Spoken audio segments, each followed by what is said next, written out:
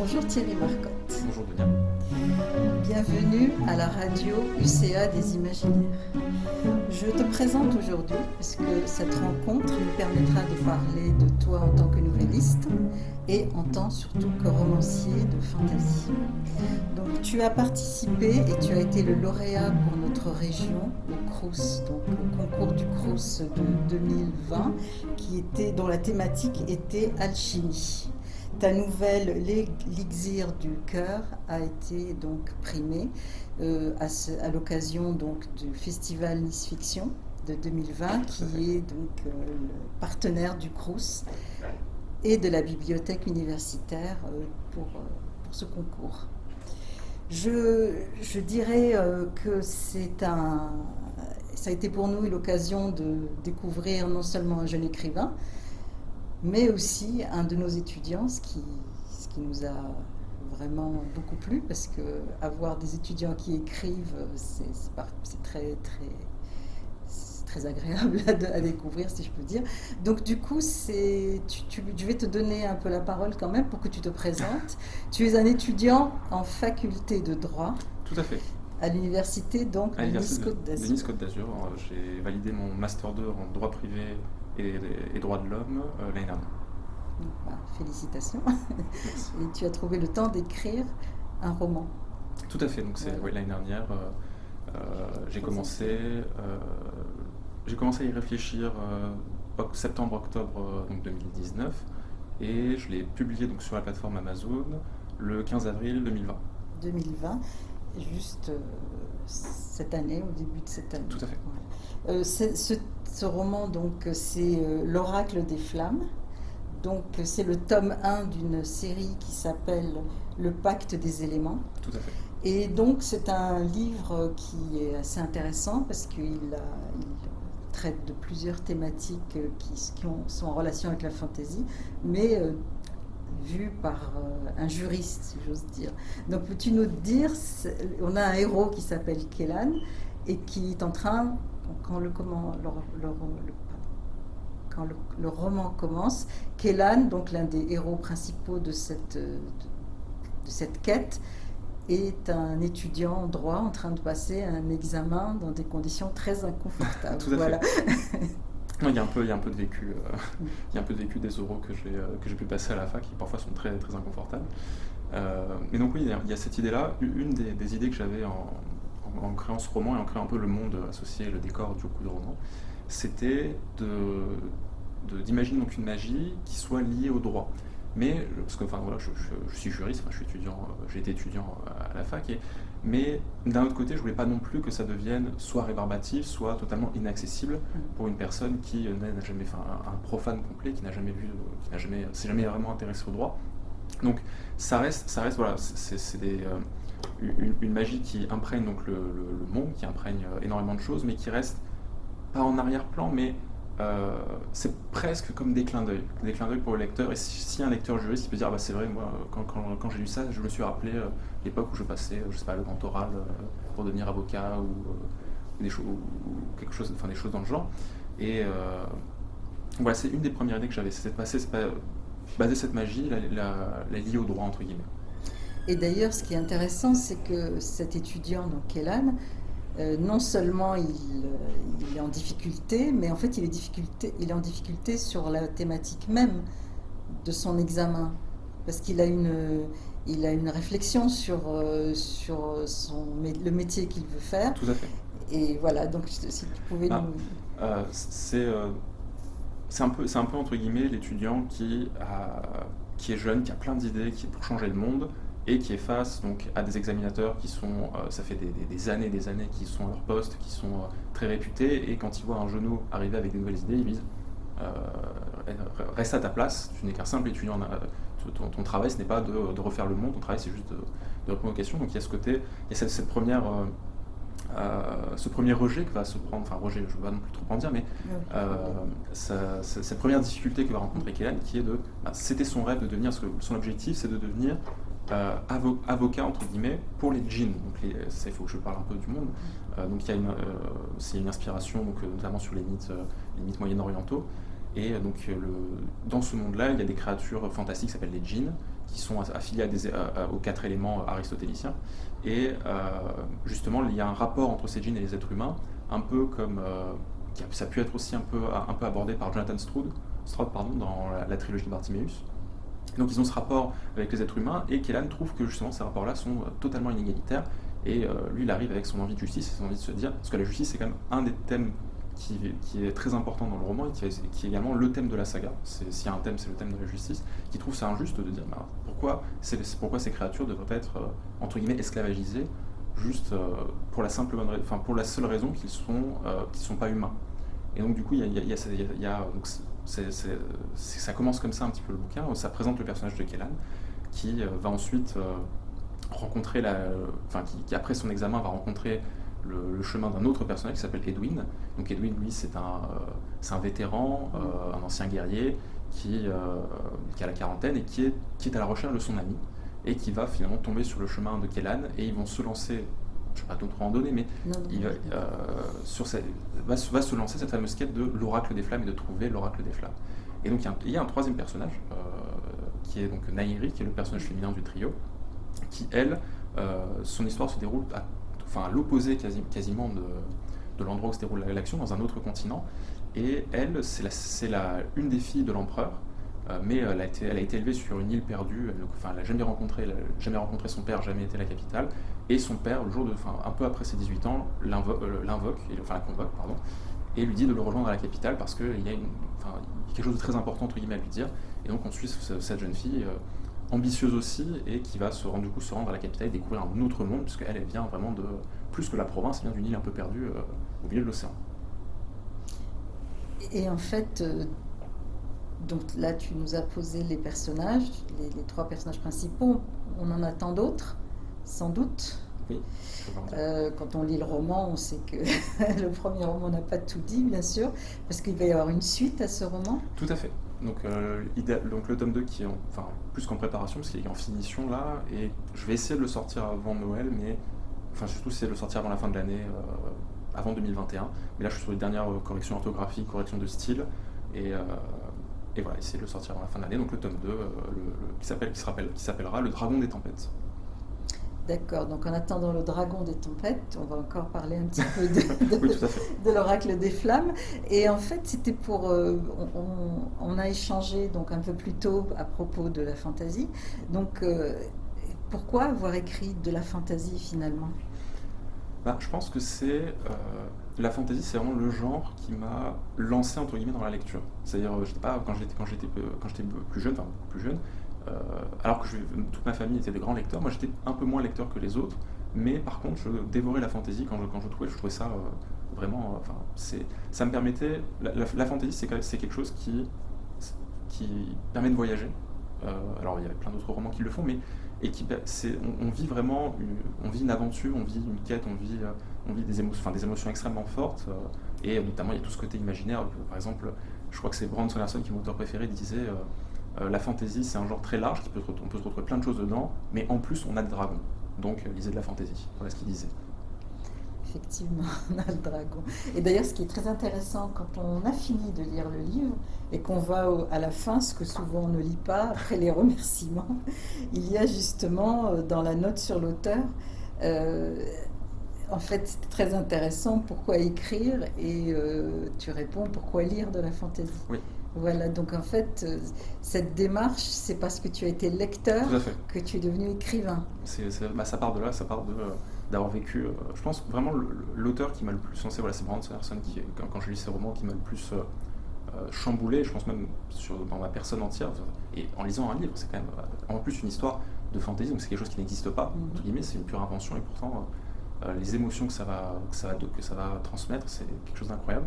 Et je pense que c'est à partir de là où je m'étais dit, en fait j'ai envie entre guillemets de faire comme ça, j'ai envie d'inspirer les gens comme ces anciens auteurs que j'ai adorés m'ont inspiré à leur tour.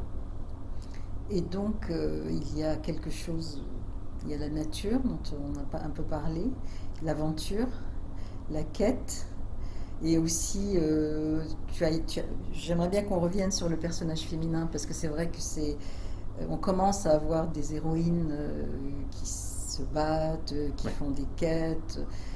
sans forcément être des sorcières, parce qu'à un moment il y en avait, mais c'était plutôt des sorcières. Qu'est-ce qui t'a amené à créer ce personnage-là finalement, qui n'est pas du tout qui est un personnage à part entière dans l'histoire? Ouais, donc le personnage de Nairi, c'est vraiment justement, enfin, j'ai l'impression que les personnages féminins qu'on avait dans la fantasy des années, je sais pas, des années 70, 80, 90, souvent vont avoir des caractéristiques très féminines.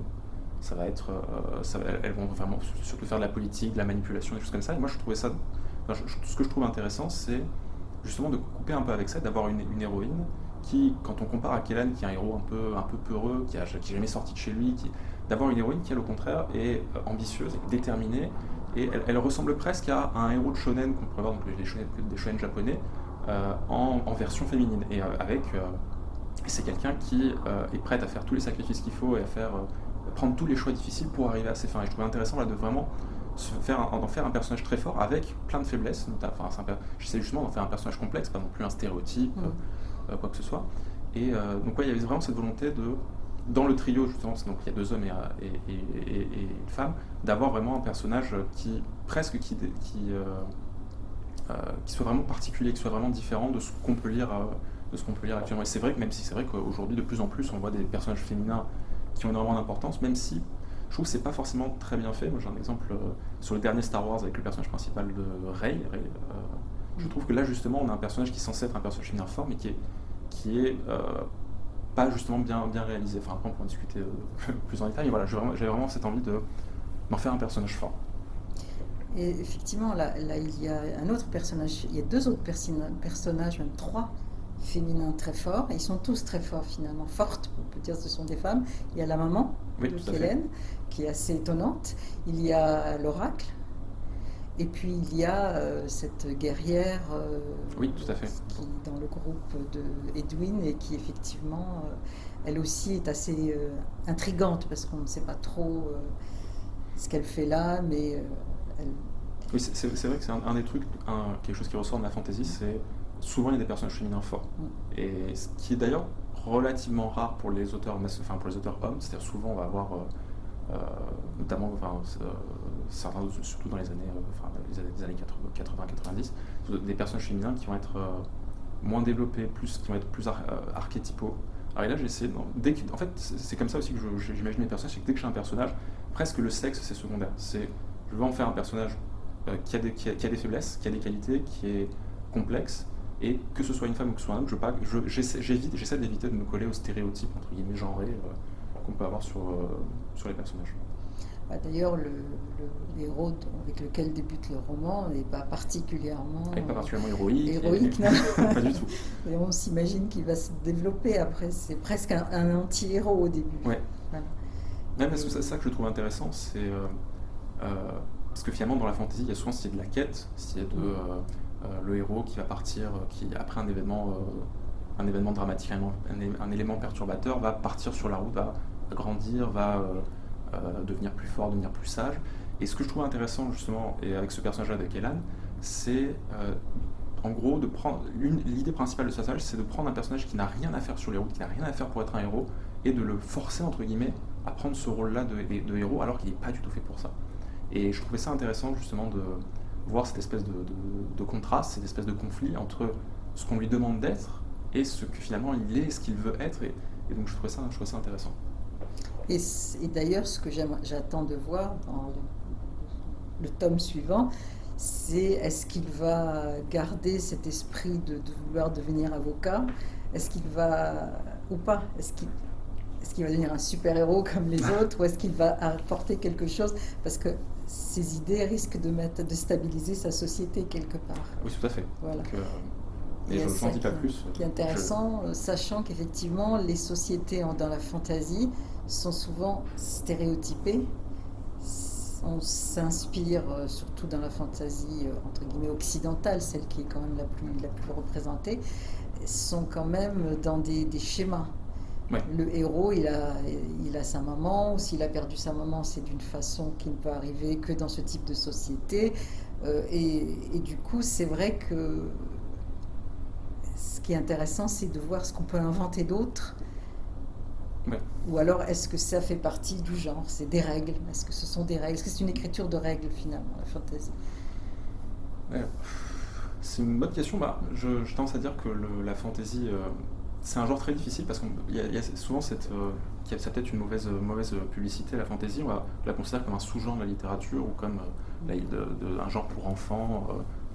Alors que la fantasy, la bonne fantasy, elle suit des règles. Enfin, on peut pas faire n'importe quoi en fantasy. Genre quand on va créer une société nouvelle, que ce soit en science-fiction aussi, en fantasy science-fiction, bah, on peut pas faire n'importe quoi.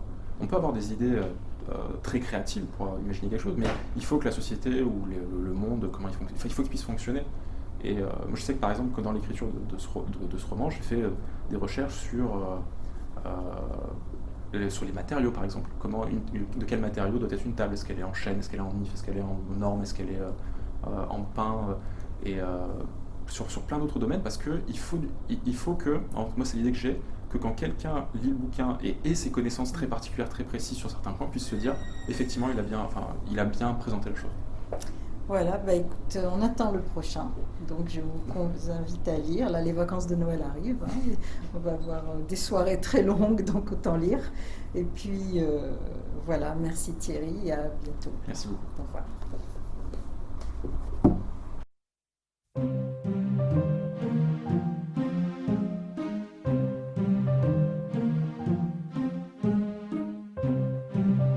Eh bien, Hugo Bellagamba, donc tu es prof de droit ici, sur le campus où on est en train d'enregistrer cette émission.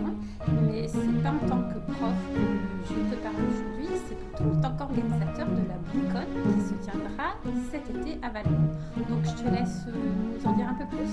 Merci Sybille, ravi de parler de ça avec toi. Alors effectivement, donc, nous organisons la Convention nationale de science-fiction qui aura lieu donc à Valbonne, exactement à Sophia Antipolis, au campus international de Valbonne, au CIV, du 19 au 22 août 2021.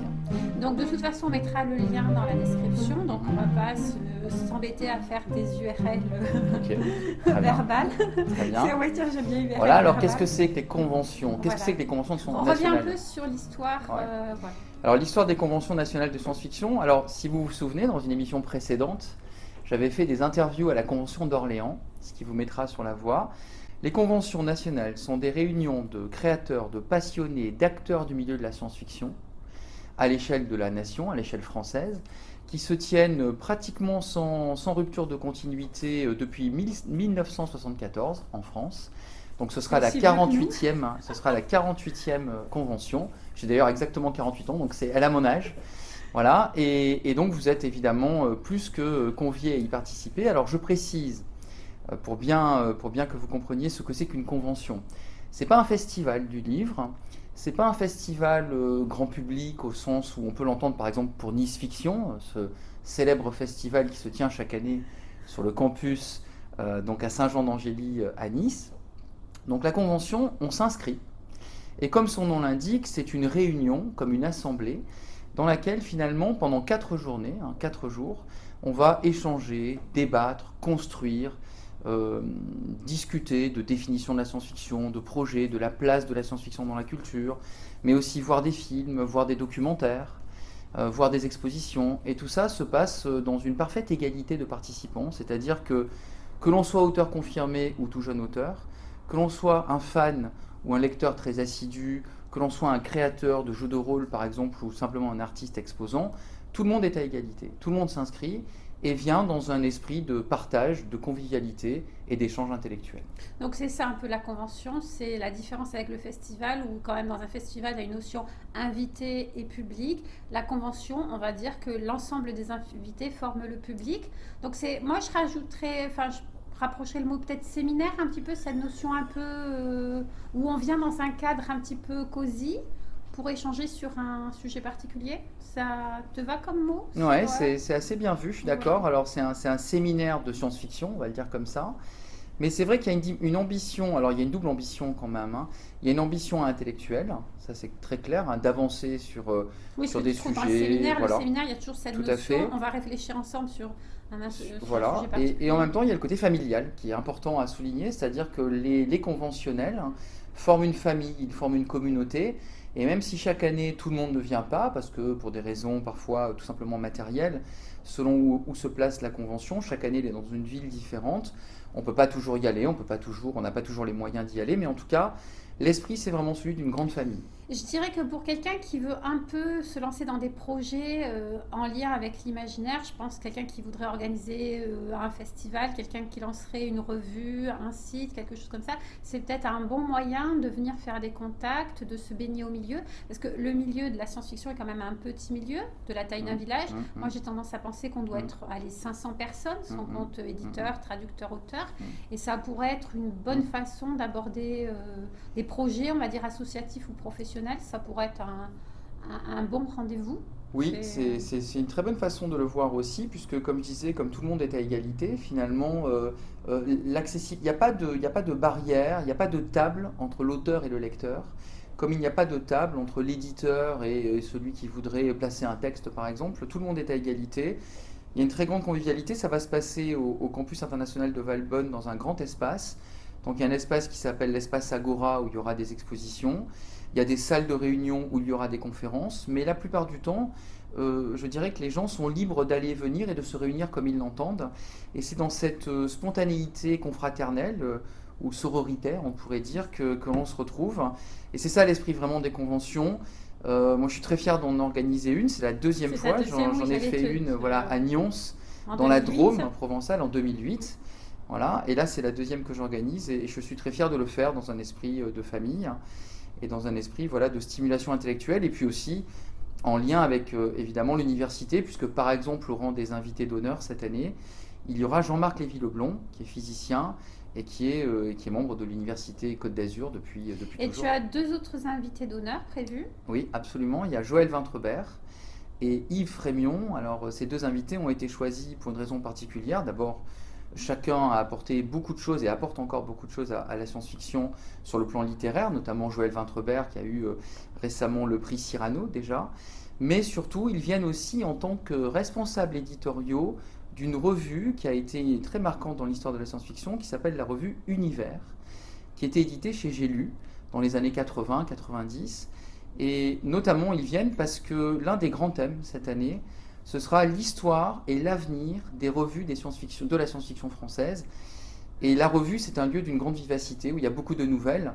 Et d'ailleurs, tu le sais bien, Sybille, et pour cause, la nouvelle est l'un des supports les plus importants pour la science-fiction à la fois française et puis internationale. Oui, c'est vraiment un outil d'exploration.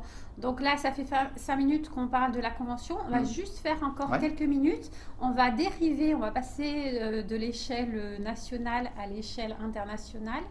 Et donc, à l'échelle internationale, plus ancien que les conventions nationales, on a la Convention mondiale de science-fiction, la Worldcon. La Worldcon, c'est ça. Et... Donc, ça c'est notre côté un petit peu niçois. Donc, la Worldcon, c'est, je pense, à 80 ans d'existence. Oui, je crois que la première Worldcon, c'est 1949, je crois. Voilà. Et puis, si on dit une bêtise, de toute façon, vous nous corrigerez avec Google, c'est bon. Et cette BlueCon cet été en France, c'est un petit peu aussi un signal qu'on envoie. Il n'y a jamais eu de convention mondiale en France à ce jour. Et ça fait plusieurs années, on fait depuis 2009 qu'on réfléchit dans notre microcosme, on va dire, à l'idée de pouvoir accueillir la convention mondiale en France. Après pas mal de débats, d'échanges et tout ça, donc comme je dis 2009, on en est à 11 ans, on avait établi que Nice était probablement la ville la mieux placée avec son aéroport international, son palais des expositions et ce genre, on va dire, de structure pour accueillir une Worldcon. Et donc récemment, tu as accepté de rejoindre et de porter les couleurs de ce projet de Worldcon en France. Oui, alors aux côtés de nombreuses personnes qui sont déjà engagées depuis longtemps, comme toi d'ailleurs, et puis comme des personnes comme Pascal Chabria, qui est une des personnes aussi importantes qui m'a contacté justement et qui m'a convaincu de porter à ses côtés avec elle ce projet de Worldcon, qu'on a déjà d'ailleurs un petit peu défendu à la SMOFCon. Alors qu'est-ce que c'est que la SMOFCon? C'est un grand secret. Alors en anglais, c'est Secret Master of Fandom. Sérieux? C'est une réunion d'organisateurs de conventions qui testent les jeunes organisateurs de conventions pour essayer de voir à quel point ils sont solides. Donc c'est déjà une grosse épreuve pour nous. Ah, ça, tu as fait ça il y a quelques jours. Voilà, il y a quelques jours. C'était une grosse épreuve qu'on n'a pas trop mal passée, je dirais. Et il faut qu'on gagne, évidemment, à l'échelle internationale et auprès des Américains notamment. Il faut qu'on gagne en présence, en crédibilité. Je dirais qu'il faut montrer un peu patte blanche. Et c'est ce qu'on est en train de faire depuis plusieurs années. Et ça signifie, par exemple, être présent aussi aux conventions européennes, aux conventions mondiales qui viennent. Et je précise pour ceux qui nous écoutent que ce serait un immense événement, vraiment, d'avoir une Worldcon en France, et que tout se jouera à Glasgow en 2024, puisque les votes pour les Worldcon se font 2 ans à l'avance. Et c'est un vote positif pour nous, puisque ça sera un vote européen, Voilà, et on sait que à les Glasgow. Écossais ont quand même une sympathie pour la On France. espère. On va terminer juste en disant qu'il y a aussi l'Eurocon qui va se passer au mois de juillet en Italie. Absolument. Alors l'Eurocon se passe à Fiuggi, au sud de Rome, du 15 au 18 juillet 2021. Et nous y serons. Nous y serons pour porter à la fois les couleurs de la BlueCon, tout simplement parce que la BlueCon aura lieu juste après. Un mois plus Et tard. qu'étant à Nice, j'aimerais avoir des Italiens aussi présents, même si c'est une convention nationale, mais surtout pour porter les couleurs de la Voilà, de la donc on Worldcon. rappelle un peu les dates qui vont arriver cet été en espérant que on va être un peu moins confiné. Donc on aura Nice Fiction du 4 au 6 juin. On aura l'Eurocon à Fuji du 15 au 18 juillet. Et donc la convention nationale Et à la Valbonne. BlueCon à Valbonne, tout à fait, la BlueCon du 19 au 22 août. Donc on espère que vous pourrez être présent sur un de ces événements. En tout cas, n'hésitez pas à venir à la rencontre des Niçois. Nous, on a plein de choses à raconter au niveau organisation. Sans oublier que Nice a une tradition de défense de la science-fiction et des couleurs de l'imaginaire qui remonte à quelques années, quelques décennies maintenant. Oui, maintenant. Et donc voilà, on est dans la digne lignée de nos prédécesseurs, je dirais. Merci Hugo. Merci Sybille.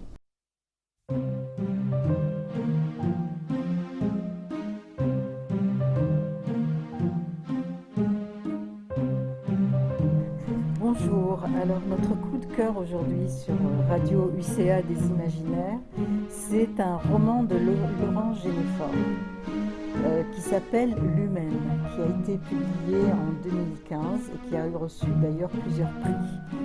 Pourquoi je vous parle de L'Humaine? Parce que c'est un roman qui à la fois est très synthétique finalement. Il nous présente l'univers romanesque de la science-fiction, donc de Laurent Généfort, et en même temps c'est une sorte de saga. C'est la saga d'une planète qui s'appelle Garance et qui est une planète un peu étrange parce que les êtres humains qui essayent de la coloniser n'arrivent jamais à s'y intégrer. On a donc un petit peu un florilège de tout ce qu'on peut imaginer comme conquête d'une planète, donc dans une autre, même dans une autre galaxie peut-être, qui est on essaye de s'y installer, ou on essaye d'y créer une autre société un peu utopique, ou bien juste d'exploiter industriellement ce qu'on peut en tirer. Mais cette histoire est assez étonnante parce qu'on a la vie sur cette planète, mais c'est une vie qui n'est pas, entre guillemets, intelligente, et qu'on voit évoluer au fur et à mesure de l'histoire. On a aussi une créature qui est cette fameuse L'Humaine, dont on n'arrive pas trop à comprendre ce qu'elle est, et qui est enterrée, punie dans cette planète, et qui essaye d'entrer en communication avec les intelligences qu'elle croit trouver. Et l'intelligence, en l'occurrence, c'est celle des êtres humains qui sont tellement pris par leurs propres affaires qu'ils sont incapables d'entrer en contact avec elle, ou alors c'est très fortuit. Et ça ne va pas très loin.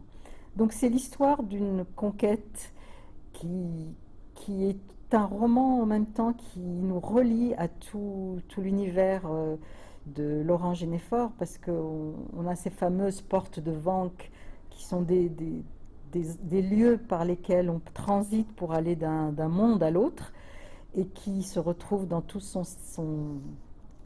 dans Aumale, dans tout son cycle qui s'appelle Aumale, qui est donc un space opéra assez flamboyant.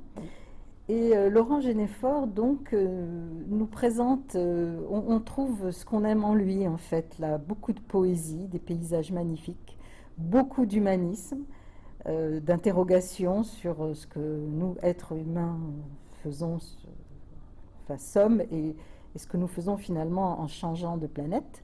Et puis aussi de créer des civilisations qui sont complètement étrangères, mais qui restent fascinantes. Donc en fait, moi je vous invite à lire L'Humaine, parce que c'est un roman qui arrive en très peu de pages à vous donner une vision vraiment très étendue de ce que peut être une conquête spatiale de nos jours. Bien sûr, Laurent Genefort a écrit beaucoup d'autres choses depuis, et c'est un écrivain qui est aussi très accessible et qui a eu la gentillesse. Je lui ai envoyé 3 questions sur son roman que je vais vous lire et auxquelles il a répondu, donc toujours d'une façon très disponible, pour nous donner un peu son aspect, sa vision de cette écriture de l'humaine. Je pense que l'humaine peut faire une bonne introduction à Laurent Genefort, et c'est aussi une belle lecture à avoir quand on aime et la poésie et l'humour et l'action, parce que Laurent Genefort, c'est aussi beaucoup des livres d'action.